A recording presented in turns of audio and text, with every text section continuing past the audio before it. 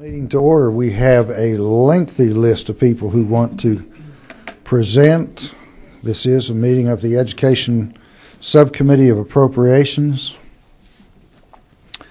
And we will, how many have we got? 1, 2, 3, 4, 5, 6, 7, 8, 9, 10, 11, 12. If we're going to get 12 inside of an hour, that means your limit. About 2 minutes each. I was going to say 4 or 5 minutes, Okay. but we will have to hold you to that to try and get it taken care of. Twin Cedars, Mike. Come on up, Mike. And you can sit at the microphone here, or you can stand at the podium over there. That'll be fine.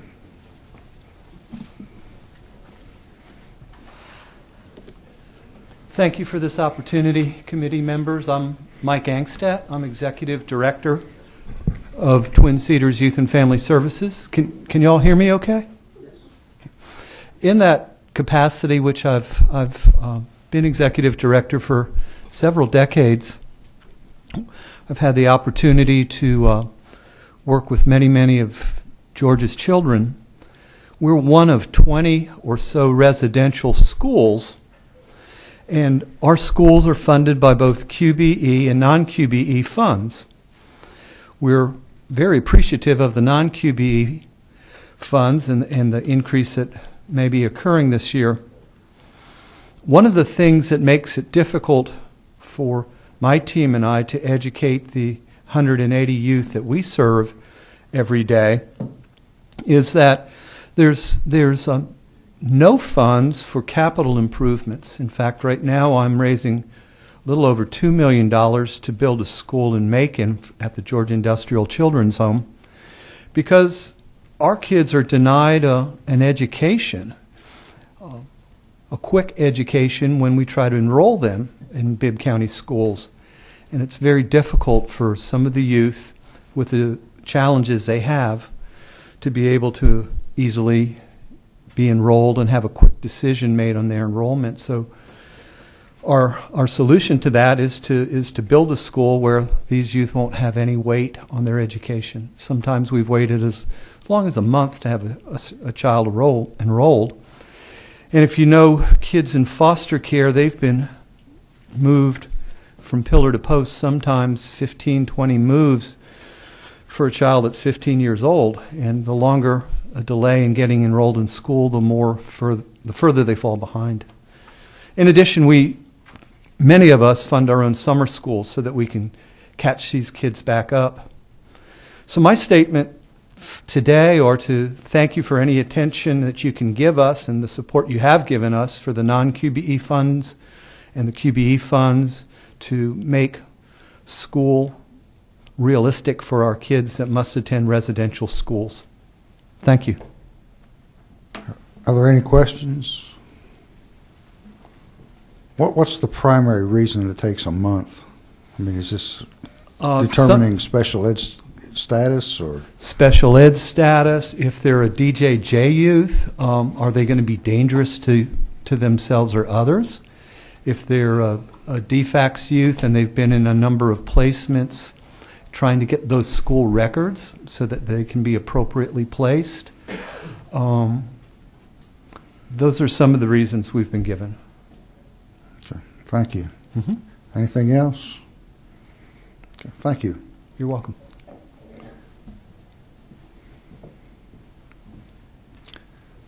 What I think I'll do, we have a little timer up here that's preset to 3 minutes.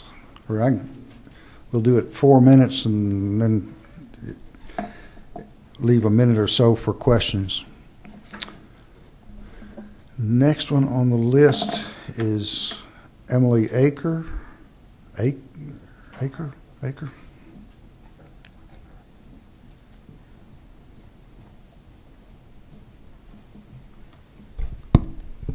Good afternoon, Mr. Chairman and members of the committee. My name is Emily Acker, and I am CEO of Hillside, a residential treatment facility providing mental health treatment for Georgia's children. There are, in the 2015-2016 school year, 20 such facilities around the state providing education to the children they serve. Some of these operate as schools, and others operate as programs where the counties provide the teachers. We have greatly appreciated your work in trying to address the funding for the residential treatment facilities and believe that the formula implemented by the General Assembly has greatly improved the non-QBE residential grants, which the facilities receive in addition to QBE monies.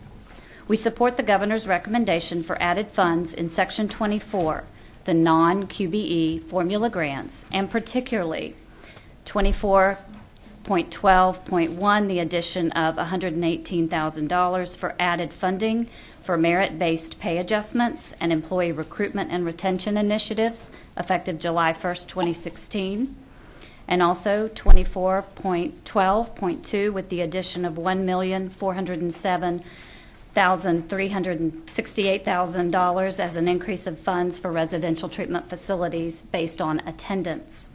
As you likely recall, each of our facilities takes different types of children and youth. There are essentially two types of these providers, with psychiatric residential treatment facilities, or essentially licensed hospitals, being one, and room and board and watchful oversight, or group home facilities, being the other. Hillside is the highest level of care as a psychiatric residential treatment facility. At Hillside, our average lengths of stay are approximately 200 days for Medicaid-funded children, and some facilities have longer or shorter stays depending on their funding sources. We provide extensive behavioral health treatment to the children and youth we serve. As such, our school, the children who attend our school, receive services from a SACS-accredited and advanced ed school. Our last year averaged 71 students on any given day.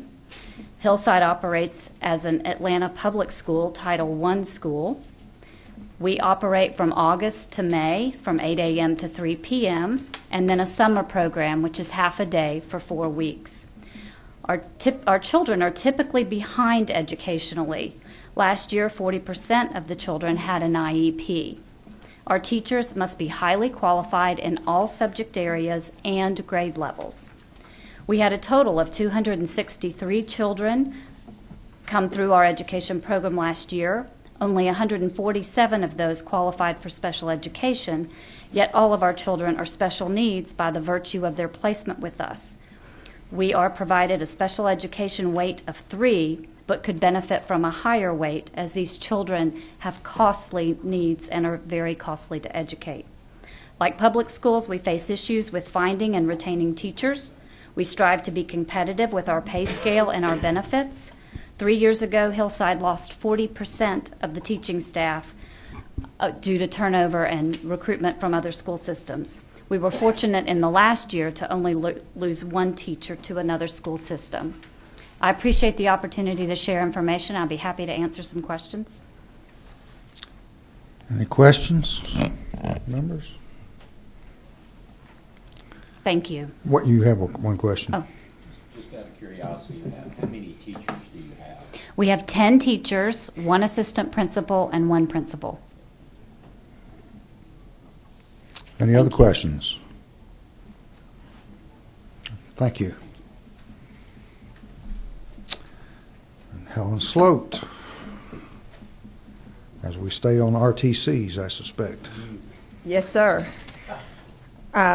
Good afternoon, Mr. Chairman, members of the committee. I'm Helen Sloat. I'm with Nelson Mullins, and I'm here today on behalf of Youth Villages, Together Georgia, and Multi-Agency Alliance for Children. And I would just echo the remarks made by Mr. Angstadt and Ms. Acker. The children that these facilities serve are really high needs kids. We believe that just by virtue of their placement in those facilities, they deserve the highest weight on the special ed that they can possibly receive. They're there because of medical reasons. So again, we would just echo the remarks that Mr. Angstadt and Ms. Acker made earlier, and also ask that you support the governor's recommendations for additional funding in the non-QBE formula grants. Thank you so much. Questions? No questions. Thank you.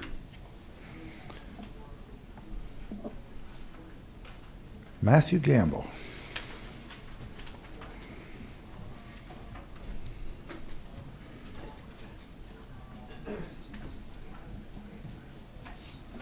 Well, thank you, Mr. Chairman. Members of the committee, I brought some copies that are being passed down, and I know, Chairman Dixon, you've got this, and I know, Sarah, I've given it to you as well. What you have here is the list of capital equipment requests from school systems statewide for capital equipment purchase in FY 2017. They come from a lot of different school systems, but they total around $10 million, and I'll be glad to get you a copy of this. I apologize, I don't have an extra. For the purchase of career and technical and agricultural education equipment that goes in the labs, and just to put this in perspective, these are the programs in K-12 that service students who are participating in career technical and agricultural education. And so what happens is a school system will put in a new lab, and then the state helps to provide funding for the purchase of equipment that goes in these labs. Because the programs are very expensive to maintain, and because industry is constantly updating and changing the equipment that they use, it's important that we as a state provide this funding for school systems so that the equipment and the tools that they use can be updated. But if you look through here, I know Gwinnett County has a little over $1 million that's identified on this list. Did not see anything for Lumpkin. I believe there's some money for Paulding that's requested on there. I didn't see anything for Clayton or well, I said Lumpkin a minute ago, but it's from several different places. This money is usually in the bond section of the budget. So it would not have been identified in the Department of Education budget, but it's definitely education funding. And we would just ask for you to look hard and help us to find funding to provide this equipment to these school systems that are planning to open these labs and to furnish them, hopefully. Without these funds, they do not have the money to buy the equipment to teach with. So this is very important funding for them, and I know many of you have been involved with our CTE Advisory Commission in the past and maybe even presently. This is a very big deal for us. So I'd be happy to answer any questions if you have any about what capital equipment funding is for. You do have a question. Okay. Yes, sir, Representative Clinton. Thank you, Mr. Chairman. You did mention the fact that Clayton County is not listed here, and that's actually what I was looking for. Right. Is there a reason why? Are the schools requesting this? Is this That's something correct. we're pushing down, but they have to request these? That's funds? correct. And so what happened was Clayton County must not have been opening any new CTAE programs for FY17. I know they've had requests before. I've seen them, but in this actual request, there was nothing from Clayton that was submitted to the Department of Education. This list, by the way, is from the Department of Education, and I know they're here today, but the CTAE division is the one that keeps track of what is requested by systems, and so they are the ones that have this information that I've given to you today. But yeah, it varies from year to year based on which systems open which programs, and it's probably that they just don't have anything online for 17. Thank you. Representative Maxwell, Chairman Maxwell. Thank you, Mr. Chairman. Now, is any of this funds in the governor's budget? Has he allocated any of this yet, or when do these get put in? No, sir. This was left out, and I'm sure there was a good reason. But it's never not been in there before. It's usually in there on an annual basis, and so I was a little surprised when it wasn't this year. But I'm hopeful that if there's any way to figure something out, that y'all can help us with this. Okay. All right. Average about average of what's requested every year? It really fluctuates. $10 million? Okay. Depending on what systems or what programs they're going to open. And so some years I've seen it down as low as $5 million. Sometimes I've seen it as high as $12 million in the years that I've been doing this. But this particular year, FY17, happened to be the $10 million figure that you have in front of you. Thank you, sir. Mm-hmm. Does that include replacement equipment also, or is it just new programs? I'm pretty certain that the capital equipment funding is for new equipment, okay, for new labs. Representative Jaspers, Chairman Jaspers. Thank you, Mr. Chairman. When you look along the top, it says lab status, and most of them are new, and then some are modified. Is is that following along with what Chairman Dixon said? I think that would answer his question. So it sounds like some of these, and probably the majority of them, are brand new labs that the school systems are opening for the next school year, but it's possible that some might have requested to convert an existing lab. Say if they had a healthcare program and they decided that they wanted to open a computer science lab, it could be that they've submitted a request to provide the equipment to switch the labs over and offer a different program. And then, thank you, Mr. Chairman, on DC status, most of them have superintendents signed off, and then some have new. I think most of these are new, and you look down through here. I just didn't know the terminology difference, what they're... That's a good question. I'll be glad to research that a little bit for you. I do know that each system has to sign off on these requests before they're sent to the Department of Education. So I'm not exactly sure, and I don't want to speak out of turn for him. I'm just curious. They might be here today, but I'll find out. Thank you.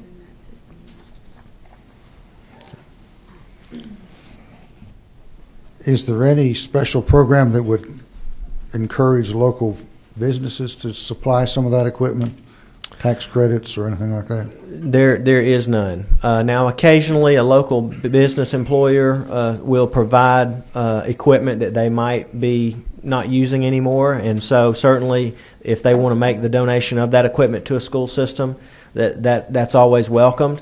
But the ability for us to furnish these labs and hope that we can rely completely on donations, it's taken the state having to provide this funding so that we can provide this equipment. So it's isolated. It varies. Thank you. Any other questions? Thank you. Carol Lewis, Communities and Schools.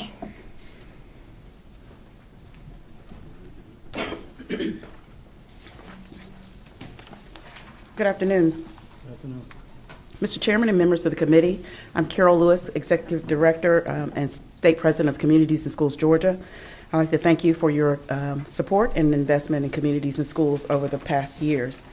Communities and Schools has just completed,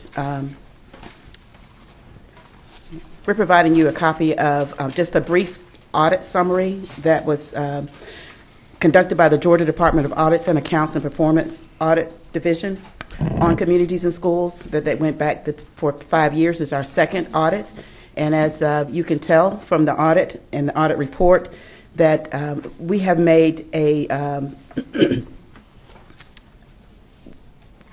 okay. She's missing one in. We're short. We're short one. Excuse me. That you have received I think a substantial return on your investment for every dollar invested by the state. We have received an 18-to-1 return on that investment in communities and schools, and I would like to thank you for that. In the FY 2000, there should be 2 sheets. Are you missing? You're missing a couple up there. Okay. In the FY 15 school year, we served over 120,000 students statewide, and over 10,000 students were received what we call case managed services and support services. Our request to the committee is to consider an increase in the funding that's provided to Communities and Schools, Georgia. We provide services to 32 affiliates across the state of Georgia. Through the funds that are provided through the legislature in order to serve those students.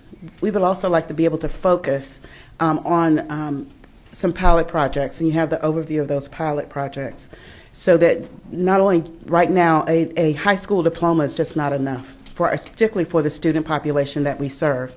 So we like to increase our enrollment in technical colleges, increase the opportunity to reduce recidivism of the population in DJJ through those pilot initiatives, and also increase our partnership with GPP, the Georgia Great Promise Partnerships, so that our students who have a need for income can work. They can have not only learning job skills, but also be able to work. But we know that we would have to increase our infrastructure to be able to do that and do that well.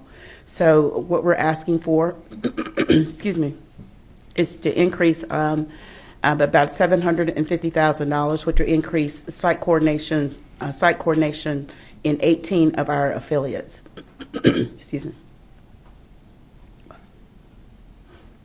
Any questions?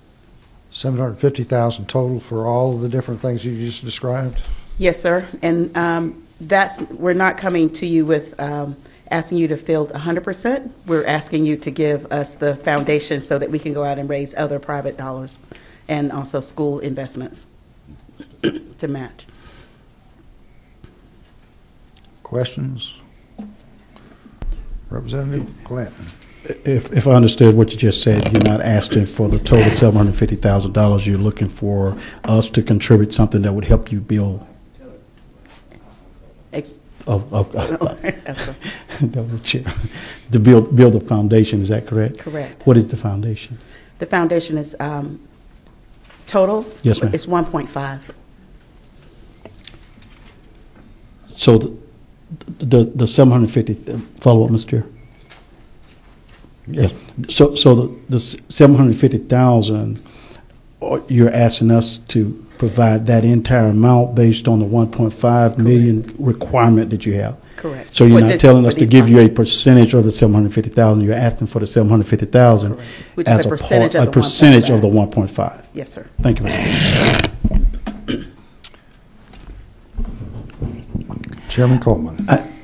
Again, based on what you received, what's the total new amount you need so that you can take care of this entire state? What is it you need? The total amount that we need? Extra. 1.5. You need another 1.5 million on top of this. No. What additional? How much additional money do you need? Okay, the total project is 1.5. What we're asking the legislature for is 750. For how much? 750,000. More additional dollars. Correct. Okay, additional. Okay, that's why I want to be sure I'm right. On top of what you're already getting, right? That's correct, sir. Okay, that's right. Because that's very, very important. I'm not replacing that, no, sir.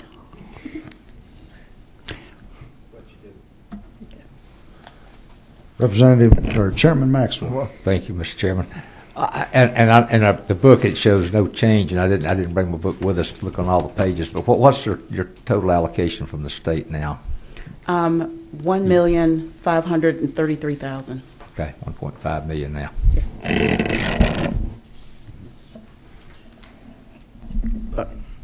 And thank you. Just a follow-up question. Yes, I don't see certain counties that are listed here. Are you trying to cover the state as far as districts are concerned? And how do you match up with those CIS programs that are in district, CIS Atlanta versus CIS Georgia?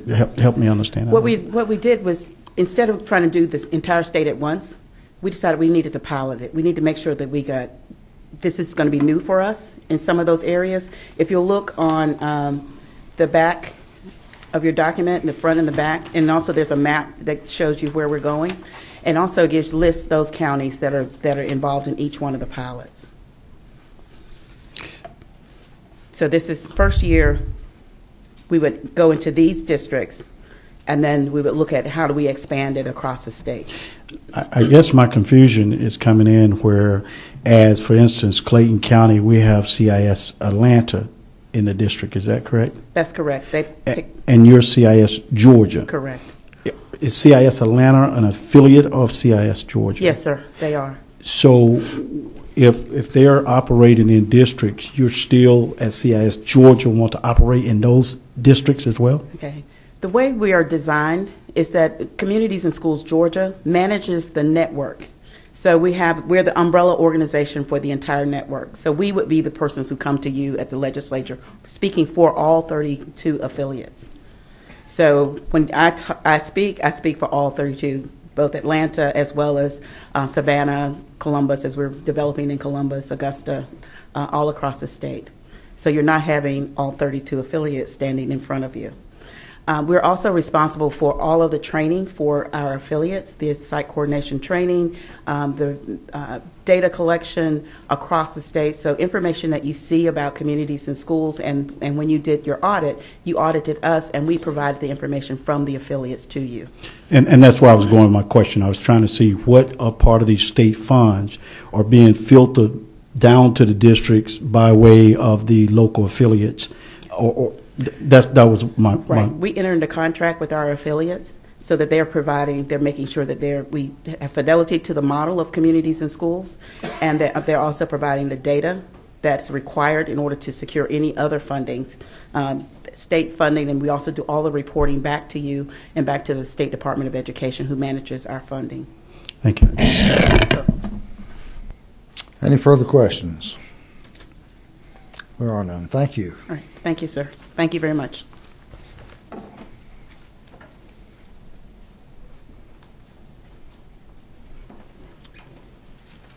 College Board, Zenith Dixon. Zenith, yep. Yes. So good afternoon, committee and chairman. I'm Zenith Dixon, the College Board's Government Relations Director for Georgia. Yes. Thank you for this opportunity to ask for your support to build a stronger, rigorous, advanced placement STEM course pipeline for students in rural Georgia and to assist students throughout the state by offering fee waivers for their first AP STEM exam. The total cost of these initiatives would be $3 million. We believe an AP STEM Rural District Grant Program is important to help create and strengthen rural AP programs by using innovative measures to engage students and support AP teachers. These grants would generate new opportunities for the 34 rural districts in Georgia that did not offer any AP STEM courses and the 14 rural districts that offered only one AP STEM course in the 2014-2015 school year. The second part of the request focuses on supporting the hard work of Georgia students who are taking AP STEM courses.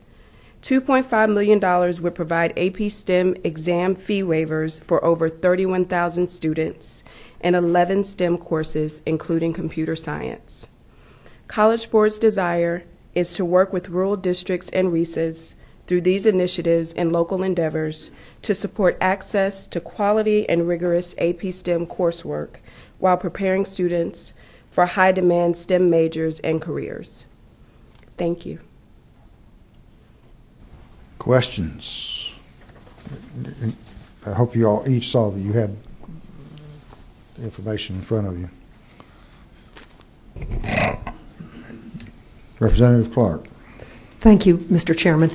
I was wondering about training, and this does not have to do with money, but when it says teacher-focused AP mentoring from other AP teachers, is there a true training program and then mentoring, or is it just mentoring? Do you know that answer? Well, I know the Department of Education provides a professional development for teachers also. The idea behind the rural district grants is to give each local district an opportunity to come up with a creative, innovative way to support their own AP STEM program if they actually have one.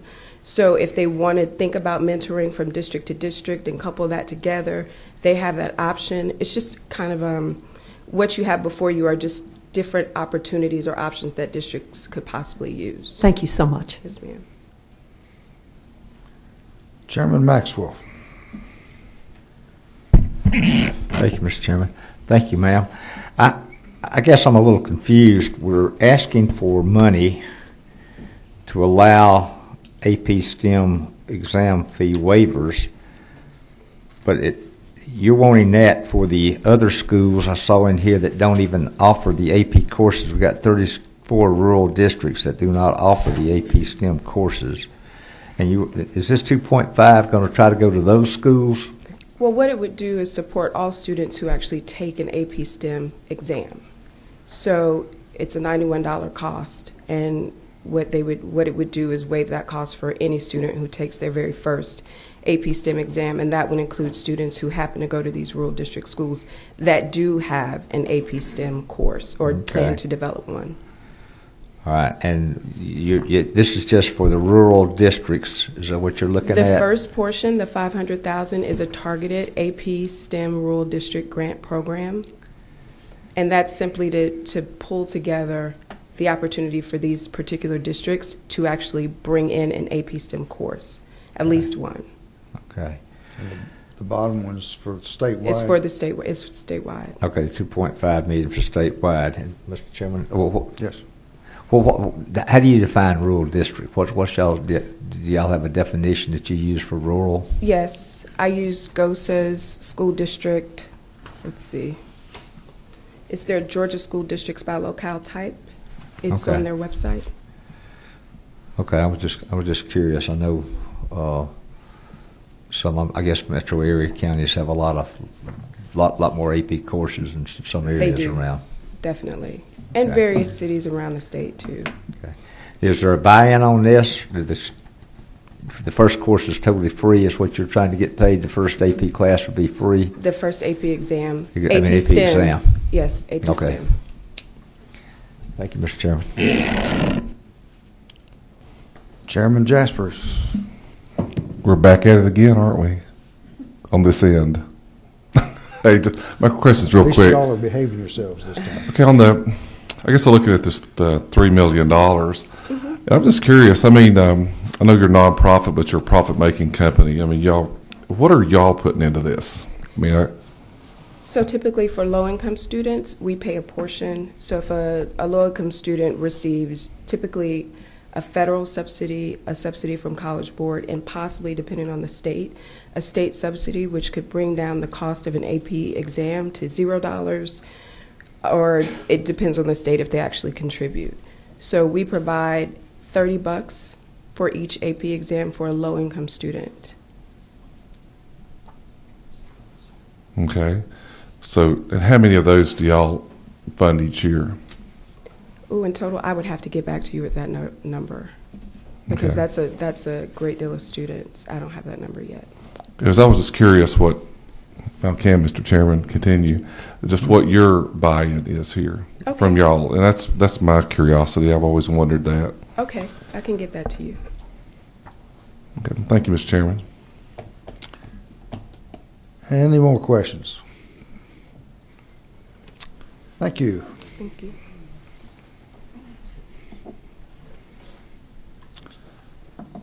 Dr. Chapman.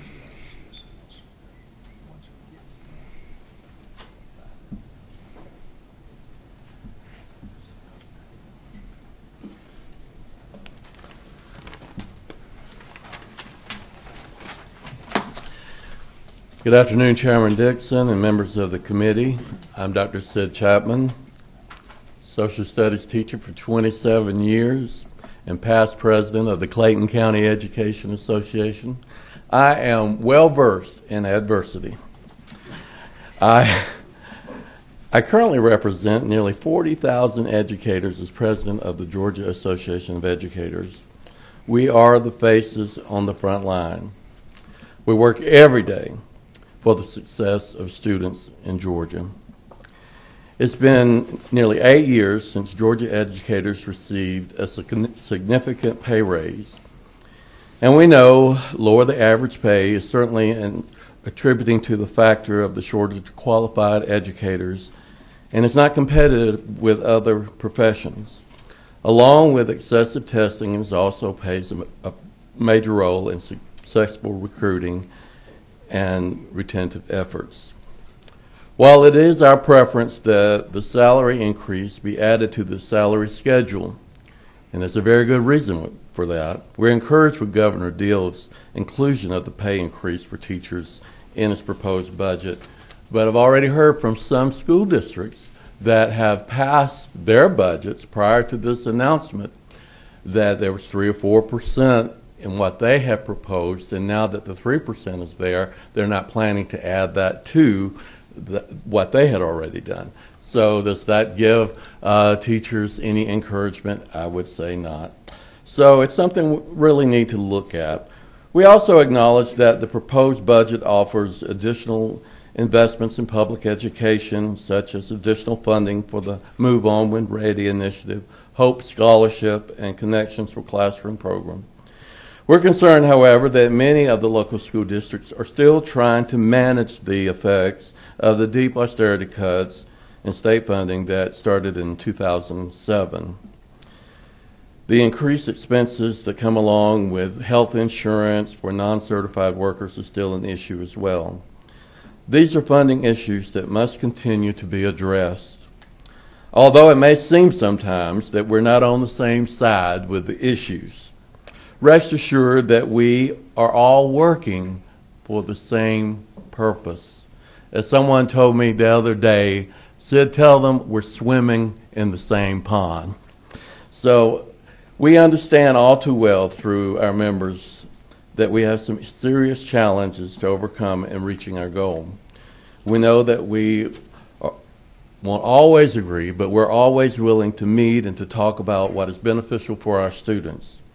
Those who work with the educators or with the students every day are those faces on the front line, whether they're certified teachers in the classroom, support professionals, driving a bus.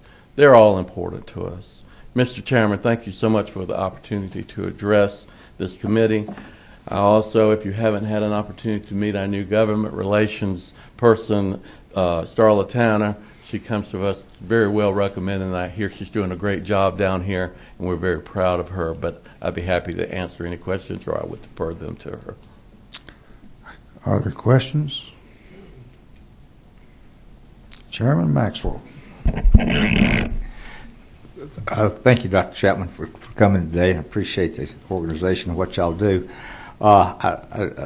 You weren't here our last meeting, I don't think, and I made some statements about the raises that teachers get when it comes down to the local school system. 3% raise when it's passed along. It also includes the locals have to pick up all the Social Security, the additional retirement benefits, and that's an unfunded mandate that we always pass along to the locals.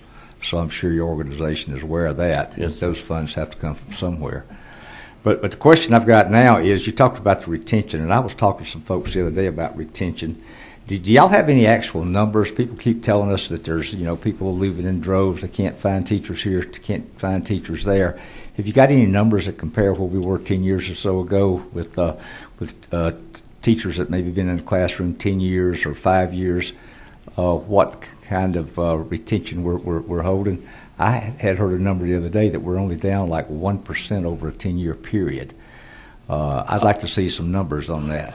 Down 1% in a 10 year, that would be very misleading. You got numbers on that? We do have numbers on that percentage-wise. We've done a great deal of study of that our national affiliate, the NEA, has well.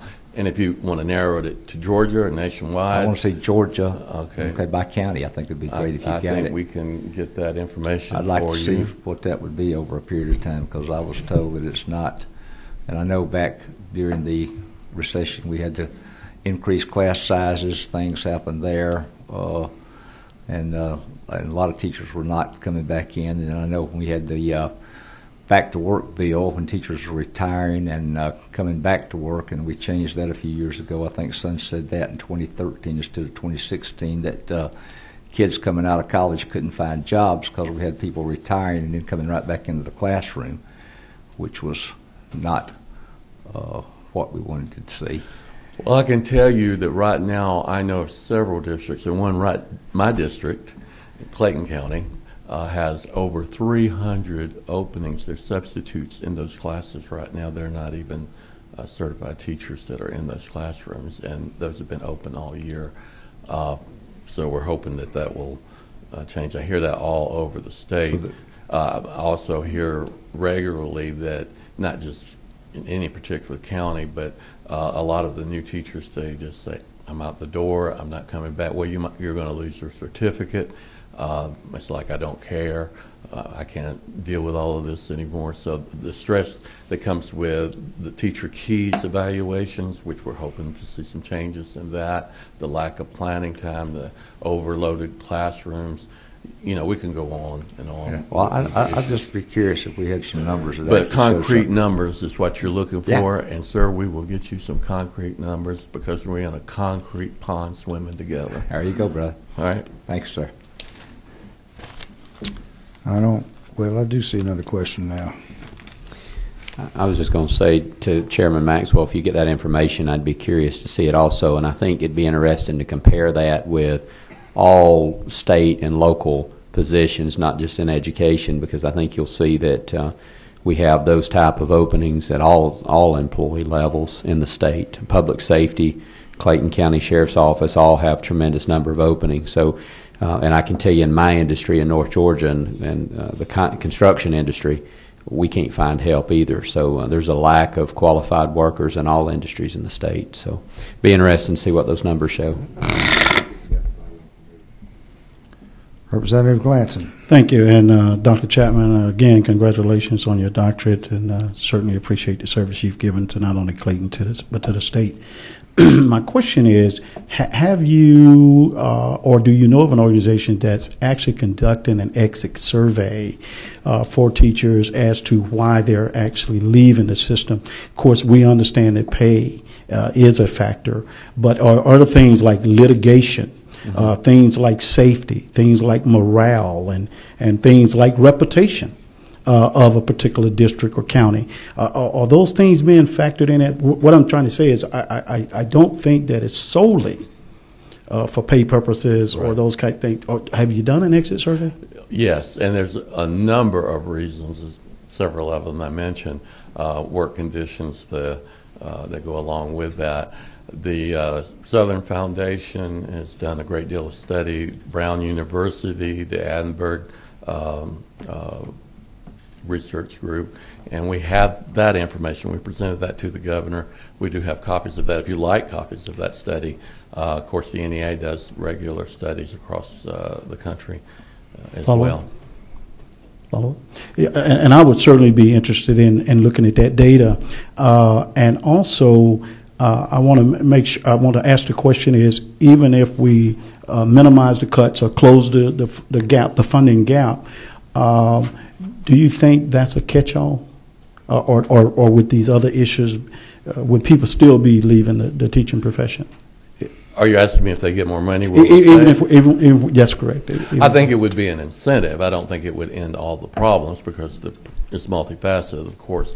When you're dealing, it depends on the district, the area, the zip code. You know, some of the zip codes are just like cream of the crop kinds of students. They get everything in the community. Parents are involved, and then you have other zip codes where there's no parental involvement, no community involvement, and the communities need to be engaged. You can't just change a school just by changing the staff or what have you. You got to address all of those issues in a community, and we're very much in favor of doing that. And that's one of our issues with, of course, the Opportunity School District, is that we feel that in the study that we're bringing forth is addresses those issues, and we have to change those communities.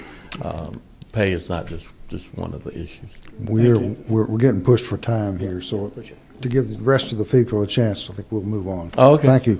Yes, sir. I hit a magic word. I know. I'm sorry for going there. I beg your pardon? Thank you so much.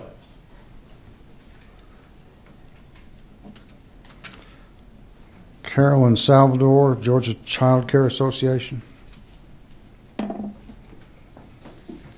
Well, good afternoon. I'm going to switch gears and talk about our youngest children, ages 0 to 5.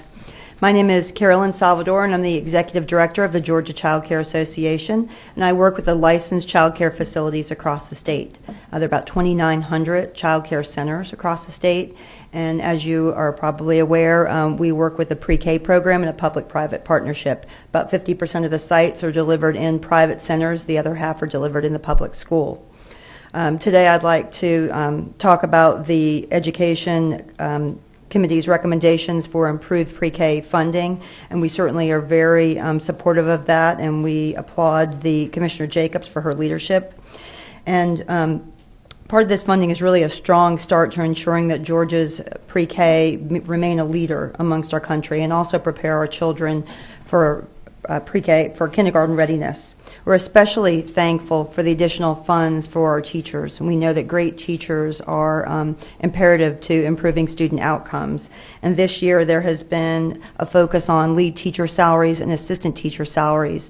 And we applaud those recommendations and know that it is key for us to retain and retain those employees. And I've heard from others here that teacher retention is an issue. Certainly in our pre-K program it is, as we often lose our teachers to the public school system that can offer higher pay rates and more benefits. So we appreciate that. Part of the pre-K funding, though, is comprised of two parts. You have your instructional component, which are your teacher salaries, your lead teacher and teacher salary and assistant teacher salaries. The other component is what we call the non-instructional or operational costs. And we certainly ask for your consideration of looking to expand that funding for the non-instructional funds. This funding is a main component of the budget, and it comprises basically everything else. So it's your rent, it's your rooms for the facility, it's all of your utilities. I know a lot of you have gone out for pre-K week and gone into the classrooms, and you look around, there's all those little learning centers with lots of materials. The non-instructional components cover those materials. In addition, it covers the cook to cook the meals. It may cover food where you have children that aren't on the food program that programs have to provide. Technology, school supplies, your markers, your crayons, all of those essential things. We want to make sure that we have great teachers, but we also want to give them the materials in the classroom to be able to work. And since FY10, the increase for operational supplies has been about 3.7%, and that's with adding 2 additional students to the classroom, which consume a lot of supplies. In addition, there is one piece that's really an unfunded mandate that I wanted to bring to your attention within pre-K. Not only is it essential that we have our teachers, but the pre-K program also states that we have to have what's called a pre-K project director or a site director. There is no line item in the budget for this person, yet they must remain on the premises for 6.5 hours of operation, and this person is instrumental in delivering the program.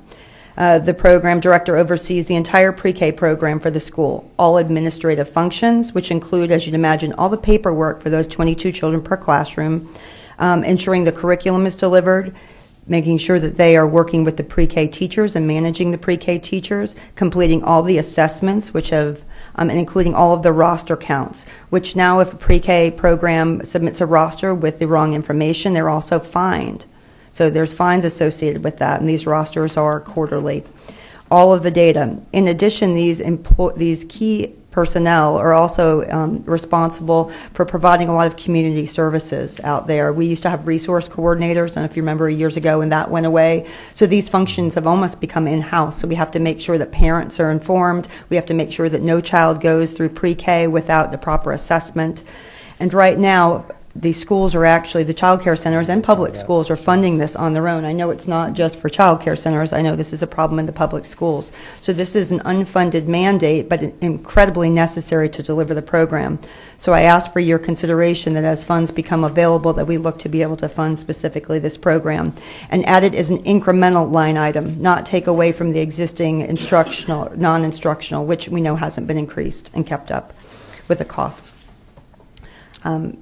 Do you have specific requests in terms of these items? I'd like to work with the department to look at how many sites there are, because as you get, a child care center may have 2 pre-K programs, they might have 6 pre-K programs. You develop some kind of economy of scale where if you have multiple programs, you can have one person doing the same function.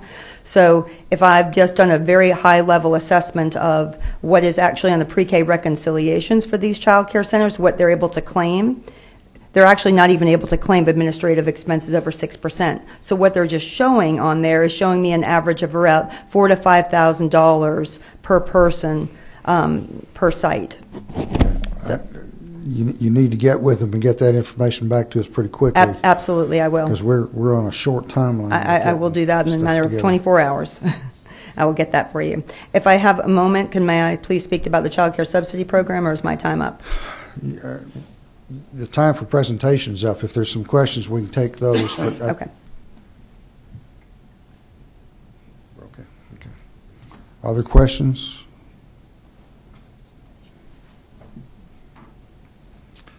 I'm sorry to cut you off, okay. But we're scheduled to be out of here in 7 minutes. Thank you for your time and consideration. Appreciate it. 4 or 5 folks. Jim Puckett, Georgia School Boards Association.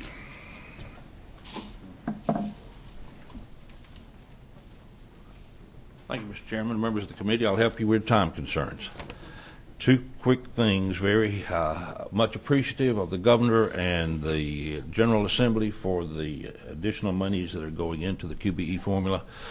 Can't tell you how refreshing it is to stand before you and not express concerns about reductions in state funding, and now we're talking about putting money back into the formula.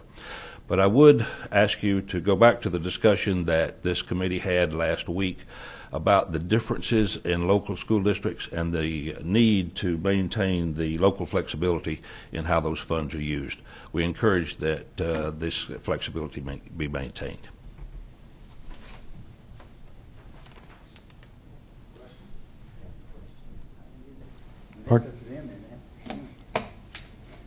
When you're saying encourage the flexibility, I thought, what are your concerns? Has there been some concerns about that? There was testimony at the committee meeting last week about all the money going toward teacher salaries. The what? All the additional $300 million going. Oh, okay. You're talking about salaries. That. I got you. And so we're talking about the other issues that also came up during that committee meeting: the furlough days. Yeah. The systems that are having less than 180-day school year. So you're talking about the $300 million is what you're talking about. That's exactly correct. That's good. Thank you, Mr. Chairman. Yes, sir. You know, I think I pointed out in a meeting the other day, in the section where it has the $300 million, the governor put in 3 statements which indicated to me kind of a priority order for how he expected that money to be taken care of. And the first 2 were furlough days and instructional days that have been cut. So those would come as a priority before a salary increase.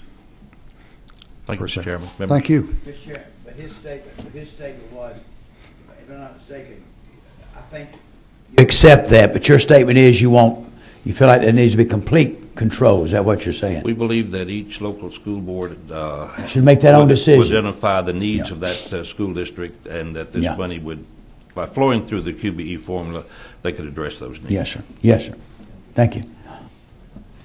Representative Glanton. Thank you, Mr. Chairman. Just real quick, and just in response to, I was one of those who were advocating for the money going 100% to the teachers, and I still say that. But I also say that was a desire, that if at all possible, those monies could go toward them. We understand all the residuals, but at the same time, we wanted to make sure the focus stayed on compensating teachers if we're talking about retention and recruitment. And we hope we all live long enough to see teachers compensated to the degree that they deserve.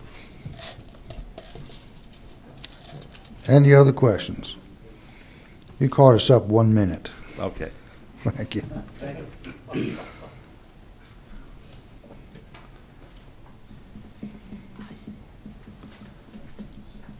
Oshawa Helton, Teach for America.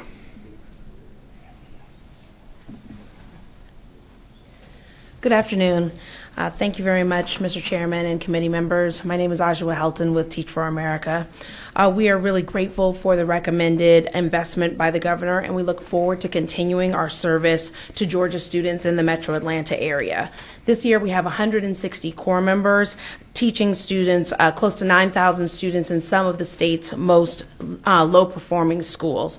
Additionally, we have over 400 educators across the state who are alumni of Teach for America, who are still teaching, who are leading school academic departments, who are serving as assistant principals, district and state level officials, school board members, and more.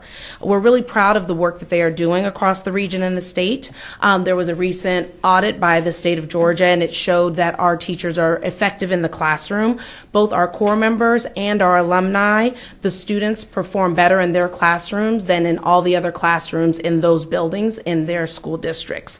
So we're really proud of the work that they're doing. Additionally, the audit showed that our principals, in a recent survey, over 80% are satisfied or very satisfied with the partnership and look forward to continued hiring. So we're meeting a need, and we're proud of the work that our folks are doing.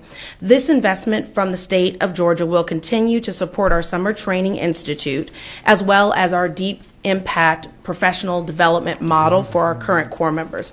In addition, we will be funneling even more support to our alumni educators and pipelining new leaders from the classroom into school leadership, systems leadership, and so on.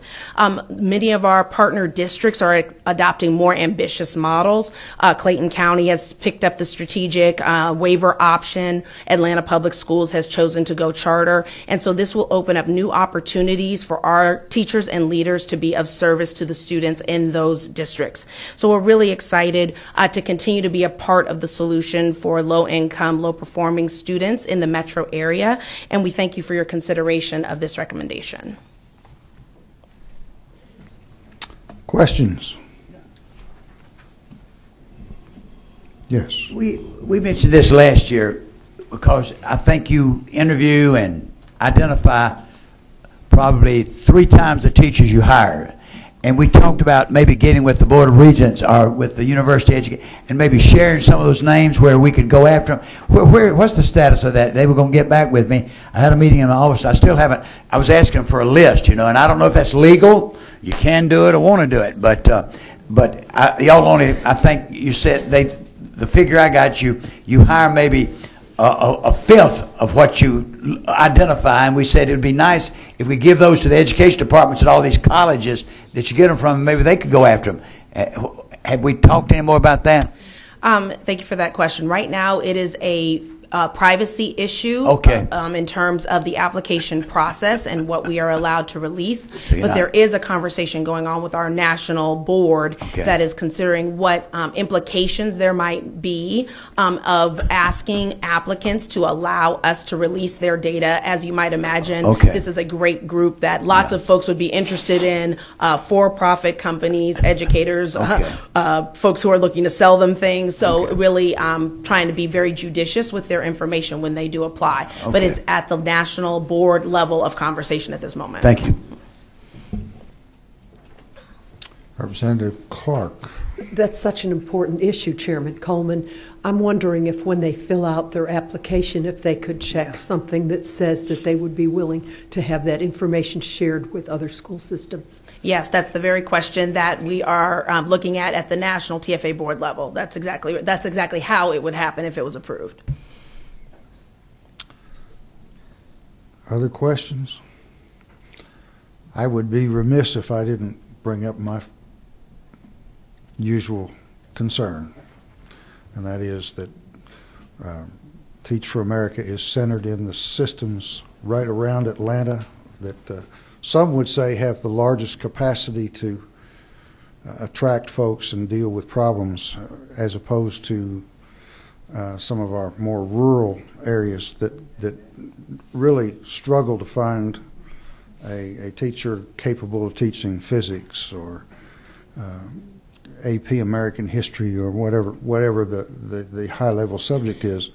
And so it's some concern for me that the state in a sense subsidizes education in counties such as these around us and can't put that same amount of money out into the other areas of the state that have serious needs as well.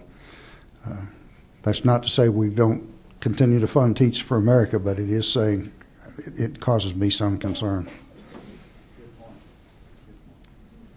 I don't know. That's a comment.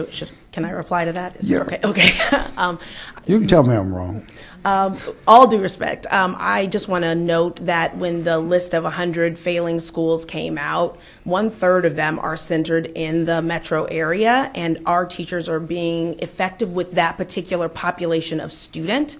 And these are folks who are choosing to work with that student every single day, and there's real power in that. And so understanding absolutely the validity of your point, just recognizing that for those students who are being educated every day, we are a part of the solution that we're trying to advance as a region for the students there, and it's an important part of the solution. And so not to negate your point, which is valid, but just to say for those kids who are receiving Teach for America teachers and alumni educators who are dedicated to them specifically, we're making a difference, and we hope to continue to do that. You say that better than Rob does. We love Rob. Thank you guys very much. Thank you. Hannah Goldberg, Georgia Early Education Alliance. Good afternoon, Mr. Chairman and members of the committee. I'm Dr. Hannah Goldberg. I am the Director of Research at GEARS, the Georgia Early Education Alliance for Ready Students. GEARS was established in 2010 to help business, civic, and government leaders maximize the economic return on the state's investments in early care and learning. Guided by a growing body of research documenting the high dollar return on investment associated with quality early learning and care, GEARS works to position Georgia as Excuse me just a second. Would you pull the microphone over a little bit? There you go. GEARS works to position Georgia as a national leader in ensuring that all children enter kindergarten ready to learn and that they're reading to learn by 3rd grade. One of the cornerstones of early learning in Georgia is our lottery-funded pre-kindergarten program. We are justifiably proud to have been one of the first states in the nation over 20 years ago to make free, quality pre-K available to families of 4-year-olds, regardless of income. We're recognized as a leader throughout the country. Yet in recent years, it has become clear that our pre-kindergarten program is in danger of facing diminished quality due to the high rate of teacher turnover. A critical element of a quality program is an experienced, passionate, and engaged educator. In Georgia, however, salary disparities between experienced pre-K teachers and their K-12 peers have led to a situation in which the pre-K classroom has become just a way station for teachers until they're hired to teach in a K-12 classroom or potentially leave the profession altogether. For example, in Fulton County, a recent evaluation by the New Teacher Project revealed that the county has struggled to maintain a stable teaching force of pre-K teachers. In the 2012-2013 school year, 63% of lead pre-K teachers and 61% of assistant teachers left their positions. Of current pre-K teachers, nearly 1/3 of lead teachers and 1/2 of assistant teachers report that they plan to leave their position by the end of next school year. Most of these lead teachers plan to pursue positions in higher grades. It's not surprising that principals then cite a lack of pay as chief among the challenges of hiring qualified pre-K teachers. If we wish to maintain a quality program and ensure that our children are prepared to succeed when they enter kindergarten, we must take steps to stabilize our pre-K workforce. Our pre-K teachers have the same education and qualifications that we require of our elementary school teachers, and their role is equally important. The governor's proposal to increase pre-K salaries is necessary, and we ask that you approve this request. We should also note that the salary increase was one of the recommendations of the governor's early education subcommittee that he established as part of the Education Reform Commission. While we know the governor is waiting to make decisions on the rest of the recommendations, we are gratified that he understood that the teacher turnover crisis in pre-K is an issue that needs more immediate attention. Thank you for your time and consideration. I think you'll have general agreement amongst the members up here of what you've just said. Are there any questions? Thank you very much. Thank you.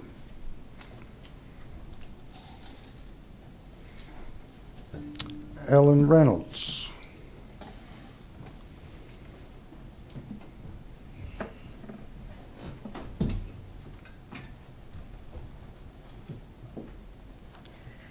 Good afternoon, Mr. Chairman. My name's Ellen Reynolds, and I represent the American Association for Adapted Sports Programs.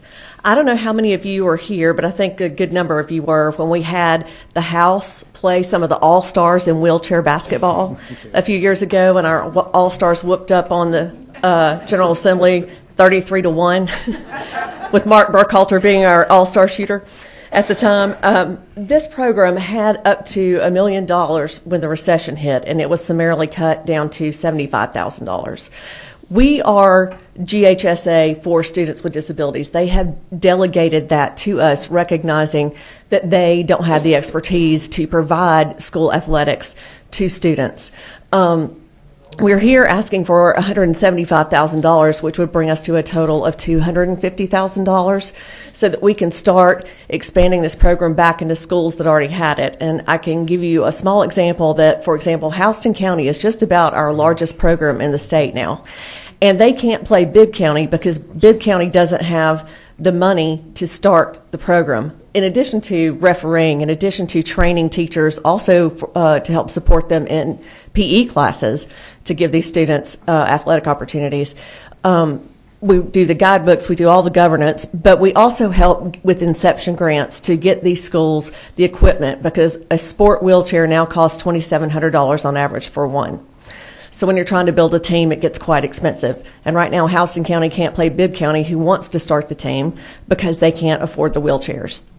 So we're asking for this money so that we can go back and start expanding and get these children athletics that we are obligated as a state to provide. And just to let you know, the average graduation rate of students with physical disabilities is somewhere around the 60s. Those in our programs have an 88% graduation rate. And part of this is because students with physical disabilities who are sedentary, who don't get the athletics, miss 3 times the amount of school that regular students miss. And so basically, when you're missing that much school from basically preventable complications, that if these students had the athletic physical opportunities, there's a lot of this that would be preventable, and we could reduce the absentee rate. So I hope that's quick enough for you to get you out of here. Yeah, but I have a question. Yes, sir. I forgot to press the button to see how much you talked anyway. Do y'all get any money from the Georgia High School Association? Right now, they match what you give us. You give us $75,000, and they give us $75,000. We got a bill coming up on the Georgia High School Association, don't we? Can we add something to that? Well, they've been a great partner with us, but yes, and I want you to know, as to that bill, we already allow all schools to participate if they want to become a member. We don't limit it to just public schools.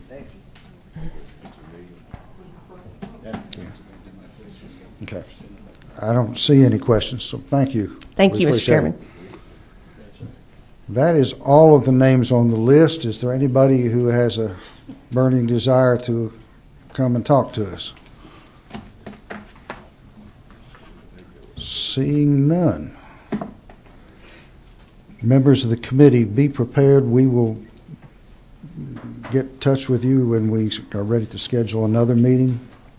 We are on a relatively tight schedule, so if you have questions or if you have things that you want to see put to the whole group, be sure and get it to me sometime in the next few days.